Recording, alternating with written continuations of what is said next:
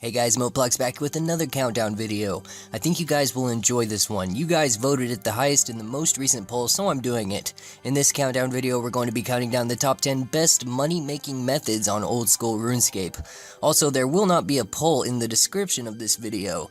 I've decided to stop doing the poll every now and then, just so the next video might be a surprise for you guys once in a while, and so you guys can suggest whatever you want me to do in the next video too sometimes. With that being said, let's get into the countdown. Number 10, Zamorak Wines. This method only requires 33 magic, and the items you're going to be needing for this is an air staff, some law runes, and some water runes. You can get a loot bag also if you choose to, ultimately increasing your GP per hour rates. If you don't know how to get a loot bag, basically you can just kill the Chaos Druids in the low-level wilderness areas, and they will more than likely drop it within your first 20 kills or so. Also, I highly suggest using the OS Buddy client because it allows you to switch worlds instantaneously, further increasing your GP per hour double what it might have been without using it. Basically, it's pretty simple. You telegrab the wine and hop with the OS Buddy client and then grab the wine again and so on and so on. Do this until your inventory is full and go over to the wilderness ditch and enter level 1 wilderness and store all the goods in the loot bag, then go back for more. Once you're done with 2 inventories, or 1 if you didn't use the loot bag, teleport to Falador Bank and repeat for about 1 year. You will be richer than Zezma himself, because these wines go for 1k to 1.3k each right now. Number 9, Battle Staffs. This method literally requires nothing except a decent cash stack. And once again, OS Buddy is highly recommended so you can hop worlds super quick. Near the Varrock West Bank, you'll find Zaf's Staff Shop. God, try saying that 5 times fast. Anyway, he sells battle staffs for 7,000 coins each, but if you look on Zybez, battle staffs actually go for 8k plus right now. You could also buy some orbs and turn these battle staffs into fire, air, or water battle staffs and so on if your crafting level is high enough to do so, also making you even more profit over time. Number 8, Aviancies. Located in the God Wars dungeons as well as the Wilderness Cave in level 30 Wildy, Aviancies can range from level 69 combat all the way up to level 131. Most people prefer killing these things in the Wilderness Caves because of the common drop of 4 noted Addy bars, whereas if you wanted to kill them in the regular God Wars dungeon, they would only drop at unnoted Addy bars instead. If you're going to kill these things, you can only use magic or range because melee won't work on them since they're flying too high in the sky for you to be able to reach them. It's also suggested to use a looting bag for the poison rune daggers they drop because you can out them for 9.6k each too. You need at least 60 strength to be able to move the boulder to get to them, and if you want to do these things, the best way to not get PK'd by a team would be to use the PvP worlds since most PKers don't really camp here on PvP worlds. And also, if you don't bring an armadillo item or any other god item for that matter, you will find out that all of the monsters within the cave will want your body and rape will be most imminent. Number 7, Ents. Located just northeast of Edgeville and straight north of the bar located right by the Wildy Ditch in Varrock, these creatures can reside in level 12 Wilderness and you will hardly ever see any PKers here. If you do see that heart-racing white dot, you can just teleport out immediately since you are under level 20 Wilderness. Or you can run through the trees if you get desperate to try and lose your attacker also. These things are extremely weak to range, and not a lot of food is needed for these guys because you can safe spot them with ease, so don't let that 101 combat level scare you. If you have 75 woodcutting or over, once you kill them, you can use an axe to carve their dead trunk and receive all types of logs ranging from regular logs all the way up into magic logs, but ultimately if you are over 75 woodcutting, magic logs will be primarily what you get from them. It's a great money maker that few know about and almost nobody uses. Number 6, Green Dragons. Preferably, you'll want to use the Green Dragon spot located just northwest of Edgeville, due to the area only being in level 12 to 15 Wilderness, as well as the entire area only being 1v1 if you do happen to come across a PKer. A looting bag is highly recommended here since you are in the Wilderness, and of course don't be a noob and forget your anti-dragonfire shield. These things are level 83 and too easy to kill if you have at least 60 plus in all your combat stats.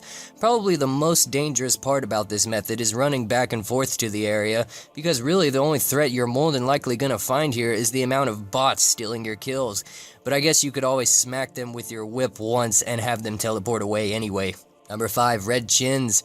I'm not going to use black chins because basically you will get PK'd if you go to black chins nowadays. But anyway, if you have level 63 hunter, you can start hunting red chinchompas with 4 traps. Once you get to level 80, you can lay 5 traps. Laying 5 traps will obviously increase your money per hour, as well as having a high level too, because you'll catch more the more you level also. Red chinchompas can also be sold right now for 950 coins to 1k coins each, and apart from that, this method is pretty straightforward. There's a lot of focus and clicking needed, but this is one method that will seriously make you a lot of bank if you are absolutely bored and have nothing better to do in RuneScape and want to earn some fast cash money dollars for that wooden shield. Number 4, teleporting tabs. It's recommended that you have at least 25 magic and 40 construction for this method to be able to make Varrock tabs, which I believe they sell for the highest right now, as well as hiring your own personal slave, I mean butler, because he can unnote items for you. Also, I should mention, to actually be able to have the butler, you need a house with a bedroom in it, with a bed in it also for him. If you have 3k fire runes, 1k air runes, 1k water runes, a lectern, 1000 soft clay, and as well as 100k cash in your inventory, then you are golden. You can literally stay in your house without ever leaving to make your 1000 Varrock teleporting tabs. Making 500 usually takes you around 40 minutes, so basically you will maybe make 700 to 800k in an hour and 20 minutes if you focus on mastering this method. It's also semi-AFKable too, which can be good if you want to watch Game of Thrones, because that show is awesome, and you will be awesome too if you watch it. Number 3, staking. Just YOLO after YOLO after YOLO. Just kidding. The real number 3 is blue dragons. Mainly because they are 100% completely AFKable and you do not even need to use food. Grab your best range gear with an anti-dragon fire shield of course, and some Falador teleporting tabs. You can camp here all day long and it's not actually bad ranging experience either like most people think. I actually love the blue dragons because it's a really relaxing way to play the game, knowing you're becoming more badass in range because you barely have to look at the screen. And also if you have 70 plus agility, getting here is quite easy as that pipe does come in handy. They occasionally drop rune daggers and I recommend picking those up too. More often than not, you will also find some bots here. They usually don't pick up their dragon hides either, only just the bones, so there's free loot usually here too from time to time because of poorly scripted bots. Don't let that level 111 combat scare you either, because these guys are just giant blue noobs. Number 2, rune crafting nature runes.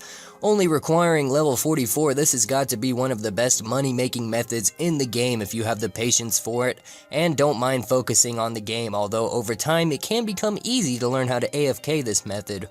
Rune crafting pouches are highly recommended, and if you grind enough to level 91 rune crafting, you can literally make almost 1 mil coins per hour with double nature runes. Just be careful because every now and then there are some PKers who don't know any of these methods that I've told you about, and will try to PK you for your glory, but if you are vigilant enough, you can always make a quick escape before they teleblock you, but 99% of the time, you won't ever see anybody trying to PK runecrafters here, because of how newbie it makes you look, and because it's just downright a douchebaggery thing to do. Number 1, skeletal wyverns.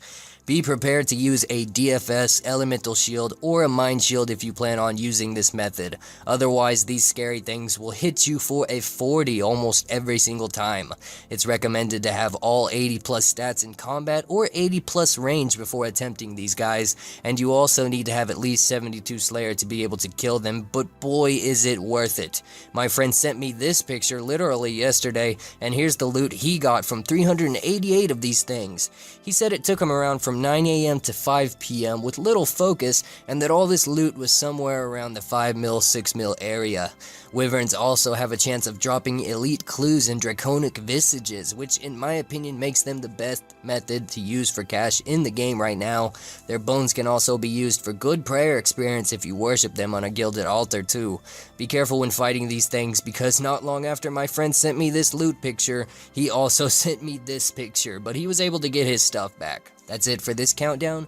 Thanks for watching. I hope it helped you guys, and if it does, please leave a like. Keep those suggestions coming since there is no poll this time around, and I will talk to you guys later.